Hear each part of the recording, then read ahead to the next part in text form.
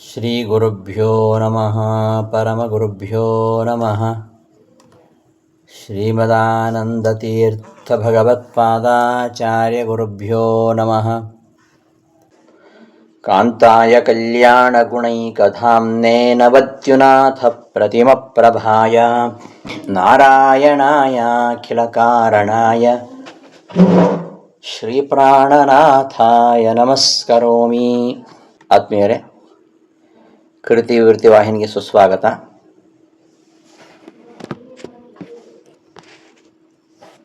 ಮದ್ದುಜೆ ಪಾಠದಲ್ಲಿ ಎರಡನೇ ಸರ್ಗದ ಆರಂಭದಲ್ಲಿದ್ದೇವೆ.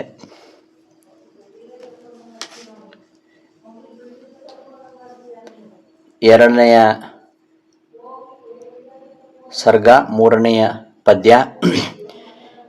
ವೇದಾಂತ ಮಾರ್ಗ ಪರಿಮಾರ್ಗಣದೀನದೂನಾ ದೈವೀ ಪ್ರಜಾ ವಿಶರಣಾ ಕರುಣಾಪದಂ ನಃ ಆನಂದಯೇ ಸುಮುಖಭೂಷಿತ ಭೂಮಿ ಭಾಗ ರೂಪಾಂತರೇಣ ಮಮ ಸದ್ಗುಣ ನಿರ್ಣಯೇನ.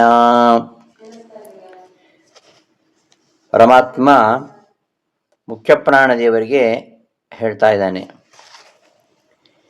ನೀನು ಅವತಾರ ಮಾಡು, ಭೂಲೋಕದಲ್ಲಿ ಮಧ್ವ ಎಂಬ ಹೆಸರಿನಿಂದ ಅವತಾರ ಮಾಡು, ನನ್ನ ಗುಣಗಳನ್ನು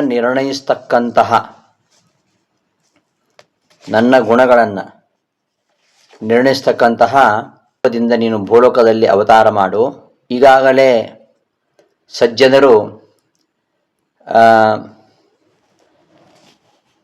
ಭಗವಂತನನ್ನು ತಿಳಿತಕ್ಕಂತಹ ಮಾರ್ಗವನ್ನು ಅರಿಯದೆ ಮೂಢರಾಗಿದ್ದಾರೆ.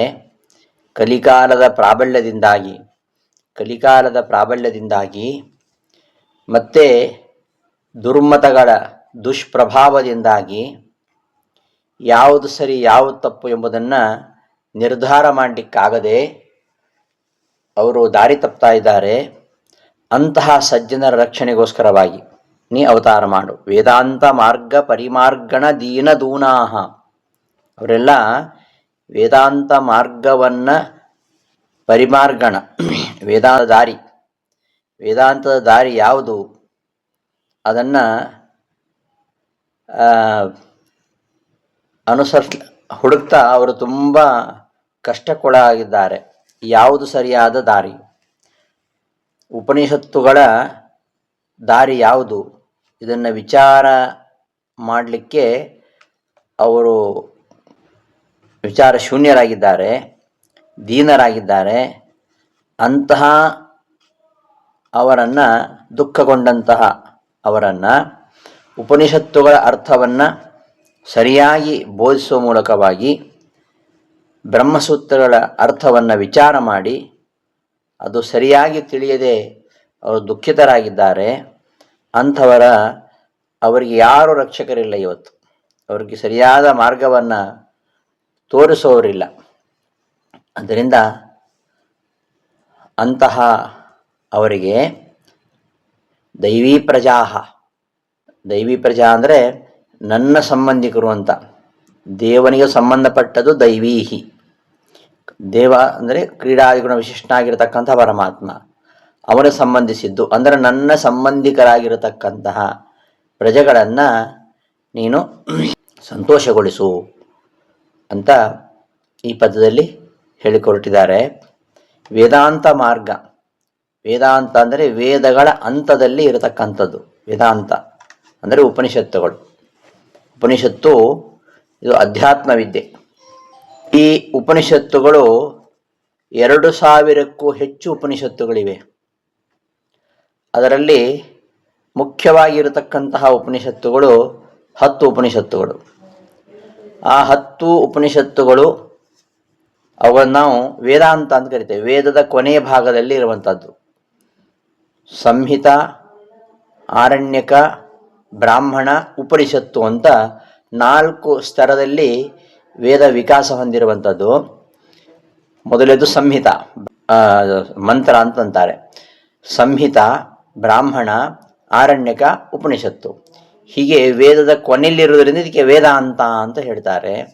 ಅಂತಹ ಉಪನಿಷತ್ತುಗಳ ಅರ್ಥವನ್ನು ಹುಡುಕ್ತಾ ಇದ್ದಾರೆ ಅವರು. ಉಪನಿಷತ್ತಿನ ನಿಜವಾದ ಅರ್ಥ ಯಾವುದು? ಒಂದು ಕಡೆ ಉಪನಿಷತ್ತು ಹೇಳುತ್ತೆ ಜೀವಬ್ರಹ್ಮರಿಗೆ ಭೇದ ಇಲ್ಲ ಅಂತ ಹೇಳುತ್ತೆ, ಇನ್ನೊಂದು ಕಡೆ ಈ ಪ್ರಪಂಚ ಅಸತ್ಯ ಅಂತ ಹೇಳುತ್ತೆ, ಇನ್ನೊಂದು ಕಡೆ ನೇಹನಾನಾಸ್ತಿ ಕಿಂಚನ ಯಾವುದೇ ಭೇದ ಇಲ್ಲ ಅಂತ ಹೇಳುತ್ತೆ.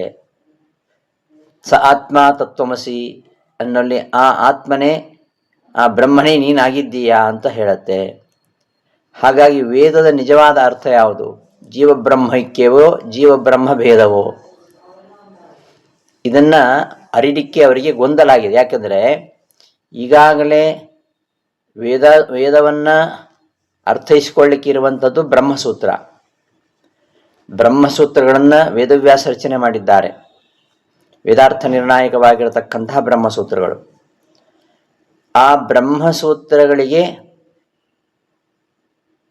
ಈವರೆಗೆ ಬರೆದಿರತಕ್ಕಂತಹ ಯಾವ ಭಾಷ್ಯವೂ ಕೂಡ ಸರಿಯಾದ ಅರ್ಥವನ್ನು ತಿಳಿಸ್ತಾ ಇಲ್ಲ.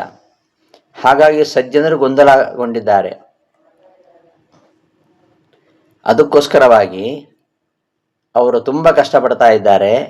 ಬ್ರಹ್ಮಸೂತ್ರಗಳ ಅರ್ಥವನ್ನು ವಿಚಾರ ಮಾಡಿ ಅದು ಸರಿಯಾಗಿ ತಿಳಿದೇ ಇರುವುದರಿಂದ ತುಂಬ ದೈನ್ಯಗೊಂಡಿದ್ದಾರೆ, ದುಃಖಿತರಾಗಿದ್ದಾರೆ.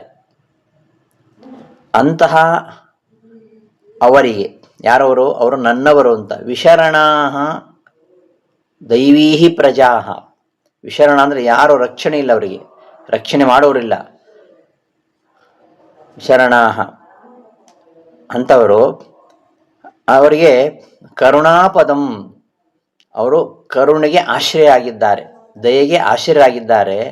ಅಂತಹ ಪ್ರಜೆಗಳು ದೈವೀಹಿ ಪ್ರಜಾಹ, ನನ್ನ ಸಂಬಂಧಿಕರಾಗಿರತಕ್ಕಂತಹ ಪ್ರಜೆಗಳು.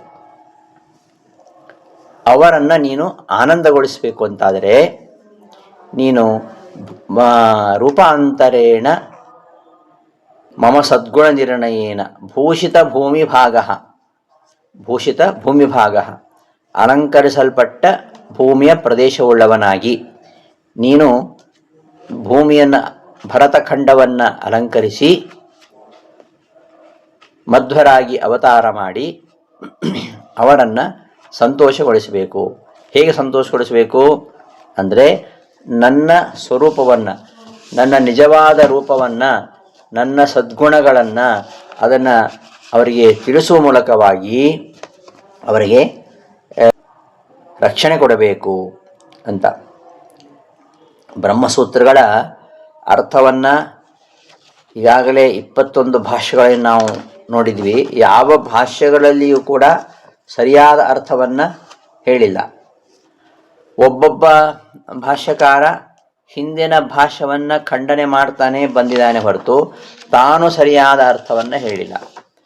ಪ್ರತಿಯೊಬ್ಬರು ಅವರವರಿಗೆ ಅವರ ಒಂದು ಮತ ಏನಿದೆ ಅದಕ್ಕೆ ಉಚಿತವಾಗಿರತಕ್ಕಂತಹ, ಅದಕ್ಕೆ ಯೋಗ್ಯವಾಗಿರತಕ್ಕಂತಹ ಅರ್ಥವೇ ಬ್ರಹ್ಮಸೂತ್ರದ ಅರ್ಥ ಅಂತ ಹೇಳ್ತಾ ಬಂದಿದ್ದಾರೆ. ಅಂತಹ ಆ ಕುಶಾಸ್ತ್ರಗಳು, ಪರಸ್ಪರ ವಿರುದ್ಧವಾಗಿರತಕ್ಕಂತಹ ಶಾಸ್ತ್ರಗಳನ್ನು ಅವರು ಅಧ್ಯಯನ ಮಾಡ್ತಾ ಸರಿಯಾದ ಅರ್ಥ ತೋರದೆ ಅವರು ತುಂಬ ದೂನರಾಗಿದ್ದಾರೆ. ಅಂಥವರನ್ನು ನೀನು ರಕ್ಷಣೆ ಮಾಡಬೇಕು. ರಕ್ಷಣೆ ಮಾಡಲಿಕ್ಕೆ ನೀನು ಅವತಾರ ಮಾಡು. ಎಲ್ಲಿ? ಭೂಷಿತ ಭೂಮಿಭಾಗ, ಈ ಭೂಮಿಯನ್ನು ನೀನು ಅಲಂಕರಿಸುವವನಾಗಿ ಅವರನ್ನು ಸಂತೋಷಗೊಳಿಸು. ಹೇ ಸುಮುಖ ಅಂದರೆ ಮಂಗಳಕರವಾಗಿರತಕ್ಕಂತಹ ಮುಖವುಳ್ಳಂತಹ ವಾಯುವೇ, ನೀನು ಮಮ ನನ್ನ ಸದ್ಗುಣ ನಿರ್ಣಯೇನ ದೋಷವಿಲ್ಲದ ಗುಣಗಳನ್ನು ನಿಶ್ಚಯಿಸ್ತಕ್ಕಂತಹ ರೂಪಾಂತರೇಣ ಬೇರೆಯಾದ ಮತ್ತೊಂದು ರೂಪದಿಂದ, ಮಧ್ವರೂಪದಿಂದ ಭೂಷಿತ ಭೂಮಿಭಾಗ ಅಲಂಕರಿಸಲ್ಪಟ್ಟ ಭೂಭಾಗ ಉಳ್ಳವನಾಗಿ, ಭೂಮಿಯ ಪ್ರದೇಶ ಉಳ್ಳವನಾಗಿ ವೇದಾಂತ ಮಾರ್ಗ ಪರಿಮಾರ್ಗಣ ದೀನದೂನಾಹ, ವೇದಾಂತ ಉಪನಿಷತ್ತೇ ಮೊದಲಾದವುಗಳ ಮಾರ್ಗ, ಉಪನಿಷತ್ತುಗಳನ್ನು ಅರ್ಥ ಮಾಡ್ಕೊಳಕಿರ್ತಕ್ಕಂತಹ ಮಾರ್ಗ ಅಂದರೆ ಯಾವುದು? ಬ್ರಹ್ಮಸೂತ್ರದ ಮಾರ್ಗ. ಆ ರೂಪವಾಗಿರತಕ್ಕಂತಹ ಮಾರ್ಗದ ಪರಿಮಾರ್ಗಣ ವಿಚಾರದಿಂದ ದೀನ ಶೂನ್ಯರಾದ, ಅದರಿಂದಲೇ ದೂನಾಹ ದುಃಖಗೊಂಡಿರತಕ್ಕಂತಹ ವಿಶರಣಾಹ ರಕ್ಷಣೆ ಮಾಡುವವರಿಲ್ಲದ, ನಹ ಕರುಣಾಪದಂ ನಮ್ಮ ದಯೆಗೆ ಆಶ್ಚರ್ಯರಾಗಿರತಕ್ಕಂತಹ, ದೈವೀ ಪ್ರಜಾಹ ಅಂದರೆ ನನ್ನ ಸಂಬಂಧಿಕರಾಗಿರತಕ್ಕಂತಹ, ಕ್ರೀಡಾದಿಗಳು ವಿಶಿಷ್ಟನಾಗಿರತಕ್ಕಂತಹ ನನ್ನ ಸಂಬಂಧಿಕರಾಗಿರತಕ್ಕಂತಹ ಪ್ರಜಾಹ ಪ್ರಜೆಗಳನ್ನು ಆನಂದಯೇಹೇ ನೀನು ಸಂತೋಷಗೊಳಿಸು. ಆನಂದಯೇ ಸಂತೋಷಗೊಳಿಸು. ಸುಮುಖ ಮಂಗಳಕರವಾದ ಮುಖವುಳ್ಳ ವಾಯುವೇ, ನೀನು ಮಮ ನನ್ನ ಸದ್ಗುಣ ನಿರ್ಣಯೇನ ದೋಷವಿಲ್ಲದ ಗುಣಗಳನ್ನು ನಿಶ್ಚಯಿಸುವ, ರೂಪಾಂತರೇಣ ಮತ್ತೊಂದು ಬೇರೆಯಾದ ರೂಪದಿಂದ, ಹನುಮ ಭೀಮನಂತರ ಮಧ್ವರೂಪದಿಂದ, ಭೂಷಿತ ಭೂಮಿ ಭಾಗ ಅಲಂಕರಿಸಲ್ಪಟ್ಟ ಭೂಮಿಯ ಪ್ರದೇಶವುಳ್ಳವನಾಗಿ, ವೇದಾಂತ ಮಾರ್ಗ ಪರಿಮಾರ್ಗಣ ದೀನದೂನಾಹ ವೇದಗಳ ಅಂತಿಮವಾಗಿರತಕ್ಕಂತಹ ಉಪನಿಷತ್ತೇ ಮೊದಲಾದವುಗಳ ಮಾರ್ಗ, ಉಪನಿಷತ್ತುಗಳನ್ನು ಅರ್ಥ ಮಾಡಿಕೊಳ್ಳಿಕ್ಕೆ ಇರತಕ್ಕಂತಹ ಮಾರ್ಗ ಯಾವುದು? ಬ್ರಹ್ಮಸೂತ್ರ. ಅಂತಹ ಬ್ರಹ್ಮಸೂತ್ರದ ದಾರಿಯ ಪರಿಮಾರ್ಗಣ ವಿಚಾರದಿಂದ ದೀನ ಶೂನ್ಯರಾಗಿರತಕ್ಕಂತಹ, ದೂನಾಹ ಆದ್ದರಿಂದ ದುಃಖಗೊಂಡಿರತಕ್ಕಂತಹ, ವಿಶರಣಾಹ ರಕ್ಷಣೆ ಮಾಡುವವರು ಇಲ್ಲದೇ ಇರತಕ್ಕಂತಹ, ನಹ ಕರುಣಾಪದಂ ನಮ್ಮ ಕರುಣೆಗೆ ಆಸ್ಪದರಾಗಿರ್ತಕ್ಕಂಥ, ನಮ್ಮ ಕರುಣೆಗೆ ಆಶ್ರಯರಾಗಿರ್ತಕ್ಕಂತಹ, ದೈವೀ ಪ್ರಜಾಹ ನನ್ನ ಸಂಬಂಧಿಕರಾಗಿರತಕ್ಕಂತಹ ಪ್ರಜೆಗಳನ್ನು ಆನಂದಯೇಹೇ ಆನಂದಗೊಳಿಸು. ಆನಂದಯೇತ್ ಆನಂದಯೇತಾಂ ಆನಂದಯೇಯು ಆನಂದಯೇಹೇ ಆನಂದಯೇತಂ ಆನಂದಯೇತ ಆನಂದಯೇಯಂ ಆನಂದಯೇವ ಆನಂದಯೇಮ. ಇದು ವಿಧಿನಿಂಗ್ ಲಕಾರ. ನೀನು ಅವರನ್ನು ಸಂತೋಷಗೊಳಿಸು ಅಂತ ಈ ಪದ್ಯದ ಅಭಿಪ್ರಾಯ. ಇಂತಹ ಆದೇಶವನ್ನು, ಪರಮಾತ್ಮನ ಆದೇಶವನ್ನು ಹೊತ್ತುಕೊಂಡು ಮುಖ್ಯ ಪ್ರಾಣದೇವರು ಮಧ್ವರಾಗಿ ಅವತಾರ ಮಾಡತಕ್ಕಂತಹ ವಿಚಾರವನ್ನು ಮುಂದಿನ ಪದ್ಯದಲ್ಲಿ ಹೇಳ್ತಾ ಇದ್ದಾರೆ.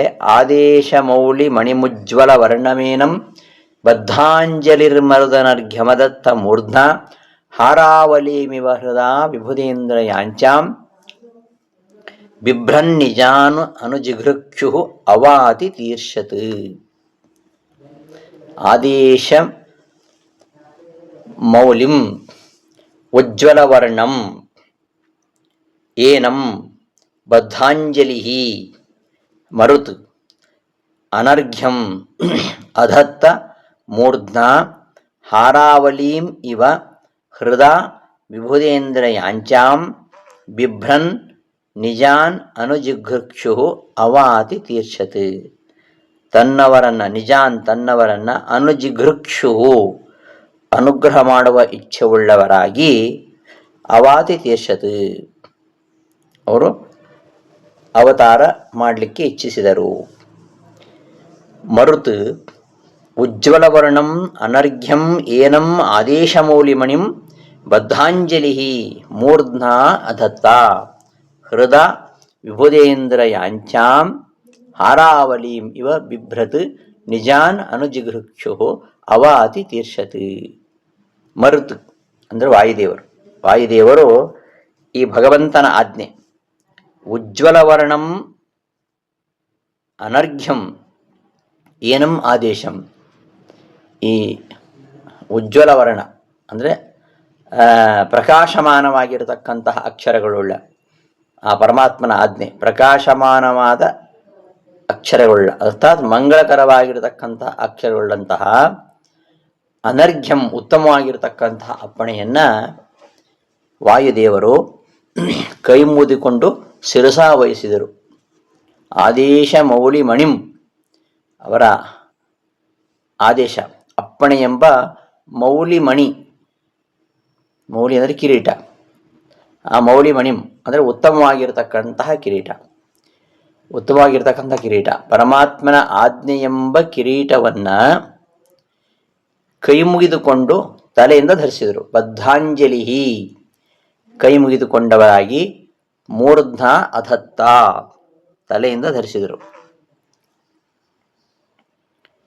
ಹೇಗೆ ಅಂದರೆ, ಒಬ್ಬ ಸೇವಕನೊಬ್ಬ ತನ್ನ ಸ್ವಾಮಿ ಕೊಟ್ಟಿರತಕ್ಕಂತಹ ಒಂದು ಕಿರೀಟ ತುಂಬ ಚೆನ್ನಾಗಿದೆ, ತುಂಬ ಹೊಳಿತಾ ಇದೆ, ಒಳ್ಳೆ ಬಣ್ಣ, ಅಮೂಲ್ಯವಾಗಿರ್ತಕ್ಕಂತಹ ಕಿರೀಟವನ್ನು ತಮ್ಮ ಸ್ವಾಮಿ ಕೊಟ್ಟ ಅಂದಾಗ ಆ ಸೇವಕ ಅದನ್ನು ತಲೆಯಿಂದ ಅವನು ಧರಿಸಿದ ಹಾಗೆ ಮುಖ್ಯಪ್ರಾಣದೇವರು ಆ ದೇವತೆಗಳ ಪ್ರಾರ್ಥನೆಯನ್ನು ವಿಭುಧೇಂದ್ರ ಯಾಂಚಾಂ, ವಿಭುಧ ಅಂದರೆ ದೇವತೆಗಳು, ವಿಭುಧೇಂದ್ರ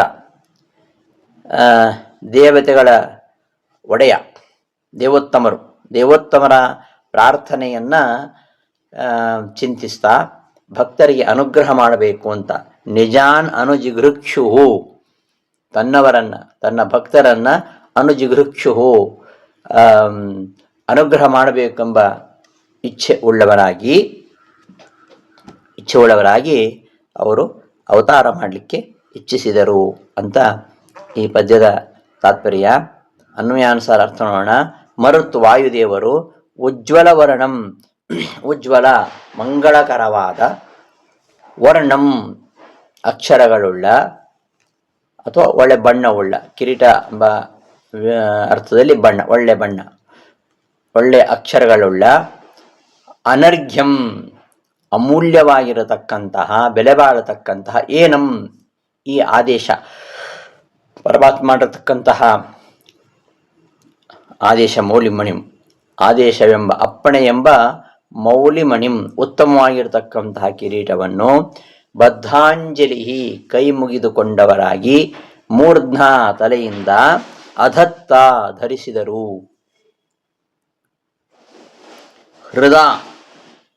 ಹೃದ ಮನಸ್ಸಿನಿಂದ ವಿಭುಧೇಂದ್ರಯಾಂಚಾಂ ದೇವತೆಗಳಲ್ಲಿ ಉತ್ತಮರಾಗಿರತಕ್ಕಂತಹ ಬ್ರಹ್ಮಾದಿಗಳ ಪ್ರಾರ್ಥನೆಯನ್ನು ಹಾರಾವಲಿಮಿವ, ಹಾರಗಳ ಸಮೂಹವೆಂಬಂತೆ ಅವರ ಪ್ರಾರ್ಥನೆ ಅನ್ನೋದು ಏನು, ಅದು ಇವರು ಧಾರಣ ಮಾಡತಕ್ಕಂಥ ಹಾರ. ಪರಮಾತ್ಮನ ಆದೇಶ ಕಿರೀಟ, ದೇವತೆಗಳ ಪ್ರಾರ್ಥನೆ ಎಂಬುದು ಹಾರ.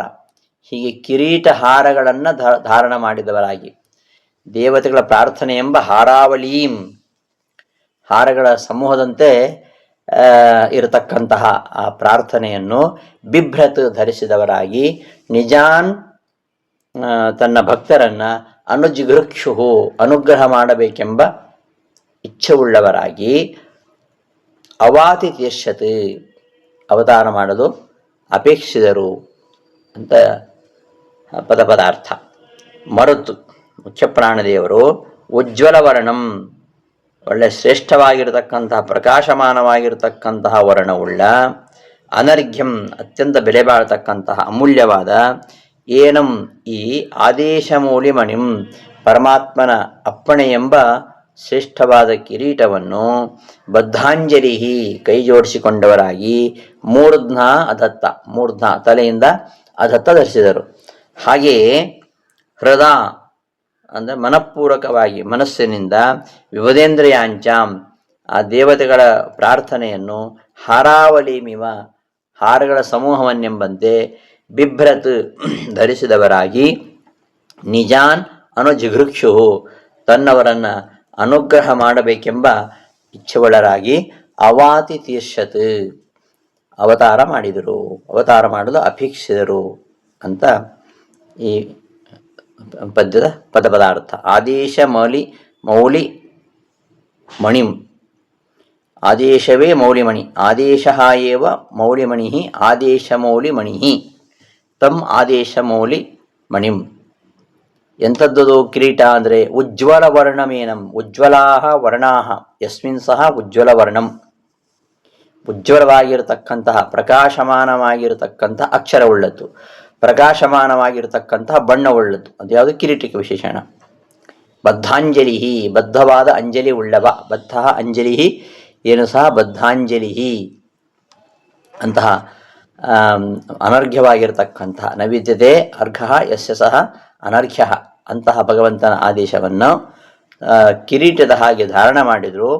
ಹಾಗೆ ವಿಭುಧೇಂದ್ರ ಯಾಂಚಾಂ, ವಿಭುಧೇಂದ್ರರ ಯಾಂಚ, ವಿಭುಧೇಂದ್ರ ದೇವತೆಗಳ ಯಾಂಚ, ವಿಭುಧೇಂದ್ರಸ್ಯ ಯಾಂಚ ವಿಭುಧೇಂದ್ರ ಯಾಂಚ, ಅದನ್ನು ಹಾರದಂತೆ, ಹಾರಾವಲಿಮಿವ, ಹಾರದಂತೆ ಅದನ್ನು ಧಾರಣ ಮಾಡಿದರು. ಧಾರಣ ಮಾಡಿ ಭೂಲೋಕದಲ್ಲಿ ಸಜ್ಜನರನ್ನು ರಕ್ಷಣೆ ಮಾಡಲಿಕ್ಕೋಸ್ಕರವಾಗಿ ಭೂಲೋಕದಲ್ಲಿ ಅವತಾರ ಮಾಡಿದರು. ಭಗವಂತನ ಅಪ್ಪಣೆಯಂತೆ ಉಡುಪಿಯಲ್ಲಿ ಏನು ಅನಂತ ಪದ್ಮನಾಭ ದೇವರ ದೇವರಿದ್ದಾರೆ. ಅವರ ಭಕ್ತರಾಗಿರ್ತಕ್ಕಂಥವರು, ಅಲ್ಲಿಯೇ ಪುರಾಣ ಹೇಳ್ತಾ ಇದ್ದಂಥವರು ಮಧ್ಯಗೇಹ ಭಟ್ಟರು ಅಂತ, ನಡುಮನೆ ಭಟ್ಟರು, ಮಧ್ಯಗೇಹ ಭಟ್ಟರು ಅಂತ ಹೇಳ್ತಾರೆ. ಅವರು ಅನಂತಾಸನನ ಉಪಾಸಕರು, ಅನಂತ ಪದ್ಮನಾಭನ ಉಪಾಸಕರು. ಅವರು ಅಲ್ಲೇ ಇದ್ಕೊಂಡು ಪುರಾಣವನ್ನು ಹೇಳ್ತಾ ಇದ್ದರು. ಅಂತಹ ನಡ್ಡಂತಿಲ್ಲಾಯರು, ನಡುಮನೆ ಭಟ್ಟರು, ಮಧ್ಯಗೇಹ ಭಟ್ಟರು ಅವರ ಧರ್ಮಪತ್ನಿಯಲ್ಲಿ ಅವತಾರ ಮಾಡಿದರು ಎಂಬುದನ್ನು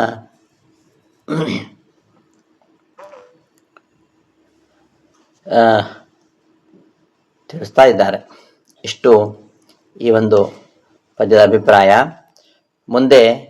ಮುಂದಿನ ಪದ್ಯ. ಕಾಲಸ್ಸ ಏವ ಸಮವರ್ತತ ರಾಮ ಯಾವತ್ ಚಿಂತಾಕುಲಂ ವಿವಿಧ ಸಾಧುಕುಲಂ ಬಭೂವ ವೇದಾಂತ ಸಂತತ ಕೃತಾಂತರಸಂ ನ ವಿದ್ಮಃ ಶ್ರೇಯೋ ಲಭೇಮಹಿ ಕಥಂ ನೋಯಂ ಪತೇತಿ. ಬ್ರಹ್ಮಾದಿ ದೇವತೆಗಳು ವಿಷ್ಣುವನ್ನ ಪ್ರಾರ್ಥನೆ ಮಾಡುವ ಸಮಯದಲ್ಲಿಯೇ ಈ ಸಜ್ಜನರೆಲ್ಲ ತುಂಬ ವ್ಯಥೆ ಪಡ್ತಾ ಇದ್ದಾರೆ. ನಮಗೆ ವೇದಾಂತ ಶಾಸ್ತ್ರದ ರಹಸ್ಯ ಗೊತ್ತಿಲ್ಲ, ನಾವು ಹೇಗೆ ಮೋಕ್ಷವನ್ನು ಪಡಿತೇವೆ ಎಂಬುದಾಗಿ ವ್ಯಥೆ ಪಡ್ತಾ ಇದ್ದರು ಎಂಬ ವಿಚಾರವನ್ನು ಈ ಪದ್ಯದಲ್ಲಿ ಹೇಳ್ತಾ ಇದ್ದಾರೆ. ಕಾಲಸ್ಸ ಏವ ಸಮವರ್ತತ ನಾಮ ಯಾವತ್ ಚಿಂತಾಕುಲಂ ವಿವಿಧ ಸಾಧುಕುಲಂ ಬಭೂವ. ಯಾವತ್ ಏವ ಸಹ ಕಾಲಃ ಸಮವರ್ತತ ನಾಮ ವಿವಿಧ ಸಾಧುಕುಲಂ ವೇದಾಂತ ಸಂತತ ಕೃತಾಂತರಸಂ ವಯಂ ನ ವಿದ್ಮಃ ಶ್ರೇಯಃ ಕಥಂ ನು ಲಭೇಮಹಿ ಬತ ಇತಿ ಚಿಂತಾಕುಲಂ ಬಭೂವ. ಯಾವಾಗ ಬ್ರಹ್ಮಾದಿ ದೇವತೆಗಳು ವಿಷ್ಣುವನ್ನು ಪ್ರಾರ್ಥನೆ ಮಾಡಿದರೋ ಅದೇ ಸಮಯದಲ್ಲಿಯೇ ಇತ್ತ ಕಡೆ ಭೂಲೋಕದಲ್ಲಿ ಈ ಸಜ್ಜನರು ತುಂಬ ವ್ಯಥೆ ಪಡ್ತಾ ಇದ್ರು. ನಮಗೆ ಸಂಪ್ರದಾಯ ಗೊತ್ತಿಲ್ಲ, ಸಂಪ್ರದಾಯ ಪ್ರಾಪ್ತವಾಗಿರ್ತಕ್ಕಂಥ ವೇದಾಂತ ಶಾಸ್ತ್ರದ ರಹಸ್ಯ ಗೊತ್ತಿಲ್ಲ, ನಾವೆಲ್ಲ ಹೇಗೆ ಉದ್ಧಾರ ಆಗ್ತೇವೆ ಅಂತ ವ್ಯಥೆ ಪಡ್ತಾ ಇದ್ರು. ವಿವಿಧ ಚಿಂತಾಕುಲಂ ಬಭೂವ, ಚಿಂತೆಯಿಂದ ಅವರು ವ್ಯಥೆಗೊಂಡರು ಅಂತ ಹೇಳ್ತಿರೋದು. ಯಾವಾಗಲೇ ಸಹಕಾಲ ಆ ಬ್ರಹ್ಮಾದಿ ದೇವತೆಗಳು ಪ್ರಾರ್ಥನೆ ಮಾಡಿದಂತಹ ಆ ಸಮಯ ಸಮವರ್ತತ ಉಂಟಾಯಿತು. ಯಾವಾಗ ಅತ್ತ ಕಡೆ ದೇವತೆಗಳು ಪರಮಾತ್ಮನಲ್ಲಿ ಪ್ರಾರ್ಥನೆ ಮಾಡಿದರೋ ಅದೇ ಸಮಯಕ್ಕೆ ಆಗಲೇನೆ ವಿವಿಧ ಸಾಧುಕುಲಂ, ವಿವಿಧ ಸಾಧುಗಳ ಕುಲ, ಸಾಧು ಅಂದರೆ ಸಜ್ಜನರು, ಸಜ್ಜನರ ಸಮೂಹ, ವಿವಿಧ ನಾನಾ ಬಗೆಯಾಗಿರ್ತಕ್ಕಂತಹ ಸಾಧು ಸಜ್ಜನರ ಸಮೂಹ ಅದು ಅವರ ಚಿಂತಾಕುಲಂ ಬಭೂವ, ಚಿಂತಿತರಾದರು. ಯಾಕೆ? ವೇದಾಂತ ಸಂತತ ಕೃತಾಂತರಸಂ ನ ವಿದ್ಮಃ. ವೇದಾಂತ ಬ್ರಹ್ಮಮೀಮಾಂಸಾ ಶಾಸ್ತ್ರದ ಸಂತತ ಒಳ್ಳೆಯ ಸಂಪ್ರದಾಯದಿಂದ ಬಂದಿರತಕ್ಕಂಥದ್ದು. ಸಂತತ ಅಂದರೆ ಬಂದಿರುವಂಥದ್ದು. ಹೇಗೆ ಬಂದಿರೋ? ಒಳ್ಳೆಯ ಸಂಪ್ರದಾಯದಿಂದ ಬಂದಿರತಕ್ಕಂತಹ ಕೃತಾಂತ ಸಿದ್ಧಾಂತದ ರಸಂ ರಹಸ್ಯವನ್ನು ವಯಂ ನಾವು ನ ವಿದ್ಮಃ ತಿಳಿಯುವುದಿಲ್ಲ. ನಮಗೆ ಶ್ರೇಯ ಕಥಂ ವಯಂ ಕಥಂ ಶ್ರೇಯ ಲಭೇಮಹಿ, ನಾವು ಹೇಗೆ ಶ್ರೇಯಸ್ಸನ್ನು ಹೊಂದೆವು. ಶ್ರೇಯಸ್ಸು ಅಂದರೆ ಮೋಕ್ಷ, ಮೋಕ್ಷವನ್ನು ನಾವು ಹೇಗೆ ಹೊಂದೆವು, ಮೋಕ್ಷರೂಪವಾಗಿರ್ತಕ್ಕಂತಹ ಶ್ರೇಯಸ್ಸನ್ನು ಕಥಂನು ಹೇಗೆ ಲಭೇಮಹಿ ಹೊಂದಿಯೇವು ಬತ ಕಷ್ಟ. ಈ ರೀತಿಯಾಗಿ ಚಿಂತಾಕುಲಂ ಬಭೂವ, ಚಿಂತಿತರಾದರು ಅಂತ ಈ ಪದ್ಯದ ಅಭಿಪ್ರಾಯ. ಯಾವತ್ತೇವ ಯಾವಾಗಲೇ ಸಹಕಾಲ ಆ ಬ್ರಹ್ಮಾದಿ ದೇವತೆಗಳು ಪ್ರಾರ್ಥನೆ ಮಾಡತಕ್ಕಂತಹ ಸಮಯವು ಸಮವರ್ತತ ನಾಮ ಉಂಟಾಯಿತೋ ಆಗಲೇನೆ ವಿವಿಧ ಸಾಧುಕುಲಂ ನಾನಾ ಬಗೆಯಾಗಿರ್ತಕ್ಕಂತಹ ಸಜ್ಜನರ ಸಮೂಹವು ವೇದಾಂತ ಮಾರ್ಗ ಪರಿಮಾರ್ಗಣ ದೀನದೂನಾಹ, ವೇದಾಂತ ಮಾರ್ಗ, ವೇದಾಂತ ಬ್ರಹ್ಮಮೀಮಾಂಸಾ ಶಾಸ್ತ್ರದ ಒಳ್ಳೆ ಸಂಪ್ರದಾಯದಿಂದ ಬಂದಿರತಕ್ಕಂತಹ ಕೃತಾಂತ ಸಿದ್ಧಾಂತದ ರಸಂ ರಹಸ್ಯವನ್ನು ವಯಂ ನಾವು ನ ವಿದ್ಮಃ ತಿಳಿಯಲಾರೆವು. ಆದ್ದರಿಂದ ಶ್ರೇಯ ಮೋಕ್ಷರೂಪವಾಗಿರತಕ್ಕಂತಹ ಈ ಶ್ರೇಯಸ್ಸನ್ನು ನಾವು ಹೇಗೆ ತಾನೇ ಹೊಂದೆವು ಎಂಬುದಾಗಿ ಚಿಂತಾಕುಲಂ ಲಭೇಮಿ ಹೊಂದಿಯೆವು ಬತ ಕಷ್ಟ ಇತಿ ಈ ರೀತಿಯಾಗಿ ಚಿಂತಾಕುಲಂ ಬಭೂವ ಚಿಂತೆಯಿಂದ ವ್ಯಥೆಗೊಂಡರು ಅಂತ ಈ ಒಂದು ಪದ್ಯದ ಪದಾರ್ಥ.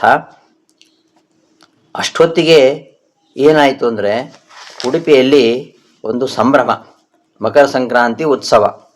ಮಕರ ಸಂಕ್ರಾಂತಿ ಬಹಳ ವಿಜೃಂಭಣೆಯಿಂದ ಈಗಲೂ ಕೂಡ ನಡೀತದೆ. ಮಕರ ಸಂಕ್ರಾಂತಿ ದಿವಸ ಚೂರ್ಣೋತ್ಸವ, ರಥೋತ್ಸವ ನಡೆಯುತ್ತೆ. ತುಂಬ ಜನ ಸೇರಿದ್ದಾರೆ. ಆವಾಗ ಮುಖ್ಯ ಪ್ರಾಣದೇವರು ಅಲ್ಲಿ ಅವತಾರ ಮಾಡ್ತಾರೆ ಎಂಬ ವಿಚಾರವನ್ನು, ಮುಖ್ಯ ಪ್ರಾಣದೇವರು ಅವತಾರ ಮಾಡ್ತಾರೆ ಎಂಬ ವಿಚಾರವನ್ನು ತಿಳಿಸ್ತಕ್ಕಂತಹ ಒಂದು ಘಟನೆ ಅದು ನಡೆಯುತ್ತೆ.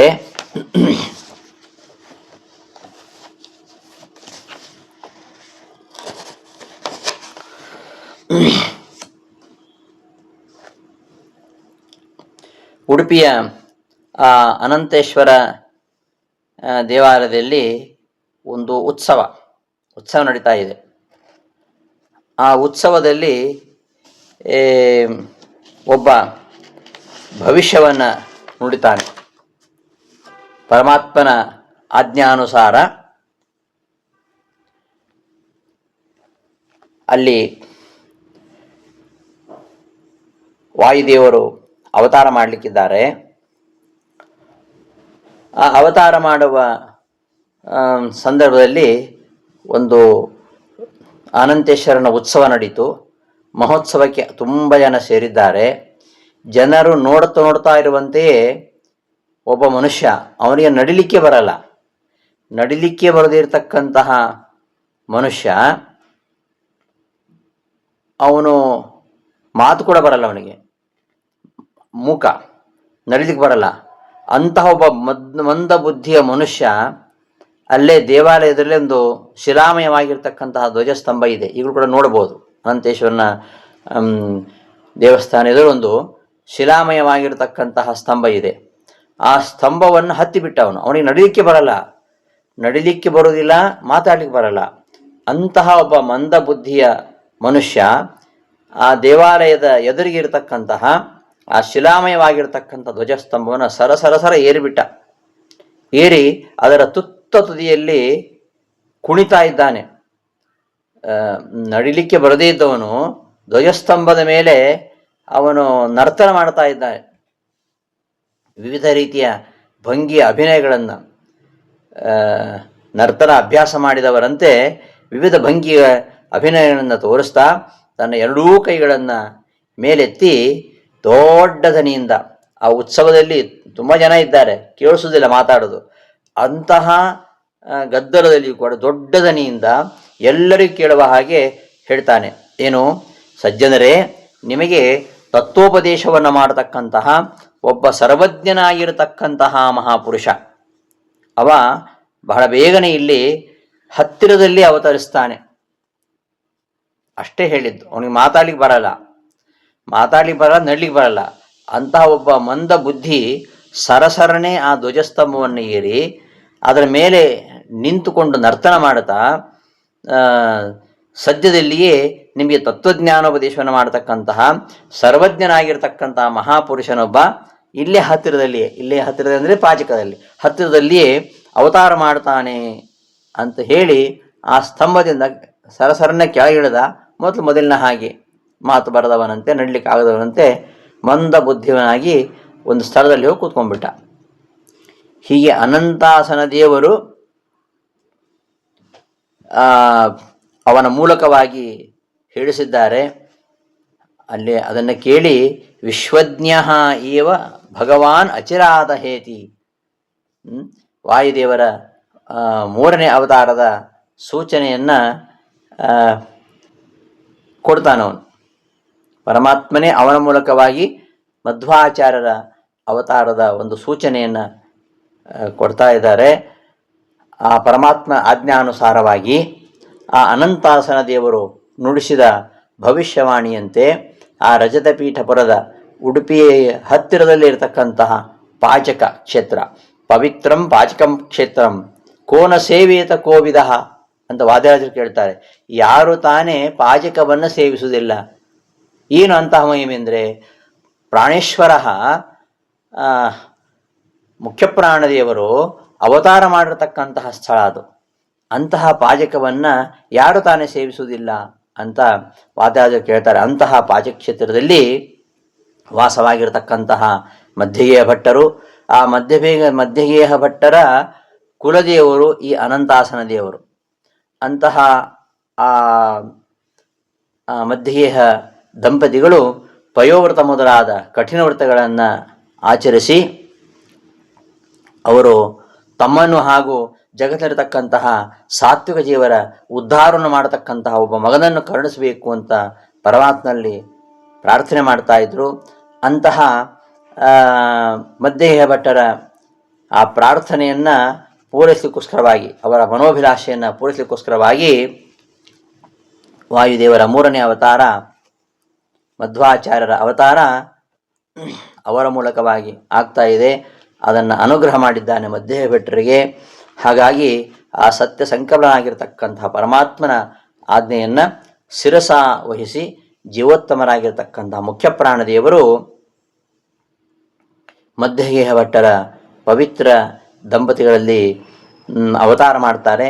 ಅಂತಹ ವಾಯುದೇವರ ಅವತಾರ ಆ ಶಿಶುವಿಗೆ ಮಧ್ಯಗೇಹ ಭಟ್ಟರು ವಾಸುದೇವ ಅಂತ ನಾಮಕರಣವನ್ನು ಮಾಡ್ತಾರೆ. ಎಲ್ಲ ವಿಚಾರ ಮುಂದಿನ ಪದ್ಯಗಳಲ್ಲಿ ಆ ವಿಚಾರ ಬರ್ತಾ ಇದೆ. ತತ್ಪ್ರೀತಯೇ ರಜತಪೀಠ ಪುರಾಧಿವಾಸಿ ದೇವೋ ವಿವೇಶ ಪುರುಷಂ ಶುಭಸೂಚನಾಯ. ಆ ರಜತಪೀಠ ಪುರಾಧಿವಾಸಿ, ರಜತಪೀಠಪುರದಲ್ಲಿದ್ದವನು ಅನಂತೇಶ್ವರ. ಆವಾಗ ಉಡುಪಿ ಕೃಷ್ಣ ಇರಲಿಲ್ಲ, ಅನಂತೇಶ್ವರ ಚಂದ್ರಮೌಳೀಶ್ವರ ಮಾತ್ರ ಇದ್ದದ್ದು. ಆ ಅನಂತೇಶ್ವರ ತತ್ಪ್ರೀತಯೇ ಅವರ ಪ್ರೀತಿಗೋಸ್ಕರವಾಗಿ, ಅಂದರೆ ಯಾವ ಸಜ್ಜನರು ಚಿಂತಾಕ್ರಾಂತರಾಗಿ ಕುಳಿತಿದ್ರಲ್ಲ ಅಂತಹ ಸಜ್ಜನರ ಪ್ರೀತಿಯ ಸಂತೋಷಕ್ಕೋಸ್ಕರವಾಗಿ ಒಂದು ಶುಭ ಸೂಚನೆಯನ್ನು ಕೊಡಬೇಕು.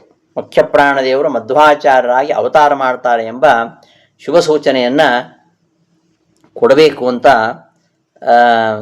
ಒಬ್ಬ ಪುರುಷನಲ್ಲಿ ಪುರುಷಂ ವಿವೇಶ, ಶುಭ ಸೂಚನಾಯ ಪುರುಷಂ ವಿವೇಶ, ಒಬ್ಬ ಮನುಷ್ಯನೊಳಗೆ ಅವರು ಆವೇಶಗೊಂಡು ಹೇಳ್ತಾರೆ.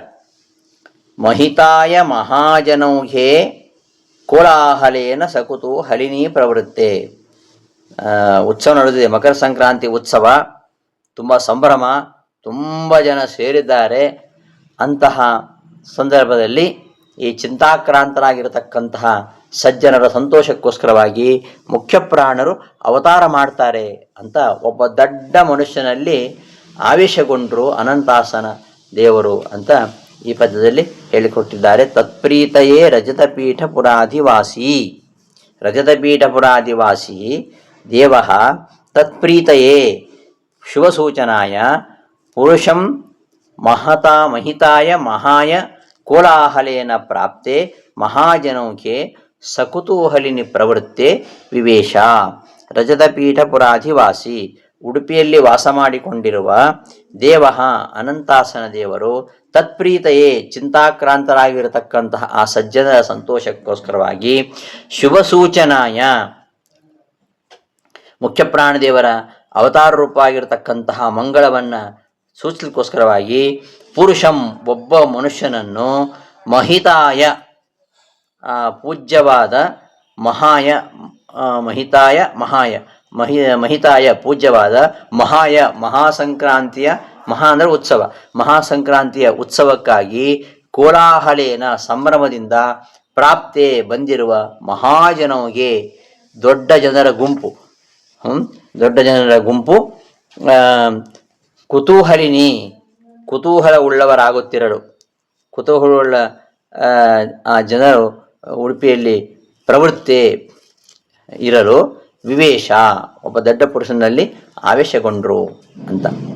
ರಜತಪೀಠಪುರಾದಿವಾಸಿ, ಉಡುಪಿಯಲ್ಲಿ ವಾಸ ಮಾಡಿಕೊಂಡಿರ್ತಕ್ಕಂತಹ ದೇವ, ಅನಂತಾಸನ ದೇವರು, ತತ್ಪ್ರೀತಯೇ, ಚಿಂತಾಕ್ರಾಂತರಾಗಿರತಕ್ಕಂತಹ ಸಜ್ಜನರ ಸಂತೋಷಕ್ಕೋಸ್ಕರವಾಗಿ, ಶುಭಸೂಚನಾಯ, ಮುಖ್ಯ ಪ್ರಾಣದೇವರ ಅವತಾರ ರೂಪವಾಗಿರತಕ್ಕಂತಹ ಈ ಮಂಗಳವನ್ನು ಸೂಚಿಸಲಿಕ್ಕೋಸ್ಕರವಾಗಿ, ಪುರುಷಂ, ಒಬ್ಬ ಮನುಷ್ಯನನ್ನು ವಿವೇಶ, ಅನಂತಾಸನ ದೇವರು ಹೊಕ್ಕರು. ಯಾವಾಗ ಅಂದರೆ ಮಹಿತಾಯ ಮಹಾಯ ಮಹಾಜನವಿಗೆ ಕೋಲಾಹಲೇನ ಪ್ರವೃತ್ತೆ. ಮಹಿತಾಯ ಪೂಜ್ಯವಾದ, ಮಹಾಯ ಮಹಾಸಂಕ್ರಾಂತಿ ಉತ್ಸವಕ್ಕೋಸ್ಕರವಾಗಿ, ಕೋಲಾಹಲೇನ ಪ್ರಾಪ್ತೆ ಸಂಭ್ರಮದಿಂದ ಬಂದಿರತಕ್ಕಂತಹ ಮಹಾಜನವಿಗೆ ದೊಡ್ಡ ಜನರ ಗುಂಪು, ಸಕುತೂಹಲಿನಿ ಕುತೂಹಲ ಉಳ್ಳವರಾಗಿ, ಪ್ರವೃತ್ತೆ ಅಲ್ಲಿ ಉತ್ಸವಕ್ಕೆ ಸೇರಿರುತ್ತಿರಲು, ವಿವೇಶ ದೊಡ್ಡ ಪುರುಷನಲ್ಲಿ ಆವೇಶಗೊಂಡ್ರು ಅಂತ ಈ ಪದ್ಯದ ಅಭಿಪ್ರಾಯ. ಆವೇಶಗೊಂಡು ಏನು ಹೇಳಿದರು ಅಂದರೆ, ಆವಿಷ್ಟವಾನ ಕುಶಲಂ ಪುರುಷಂ ಪ್ರಕೃತ್ಯ ಪ್ರತ್ಯಾಯನ್ಯಜನ ನಿತರಾಮದೃತ್ಯತ್ ಉತ್ತುಂಗಕೇತು ಶಿಖರೇ ಸಕೃತಾಂಗಹಾರ ರಂಗಾಂತರೇ ನಟ ಇವ ಕಿಲ ವಿಸ್ಮಯಾತ್ಮ.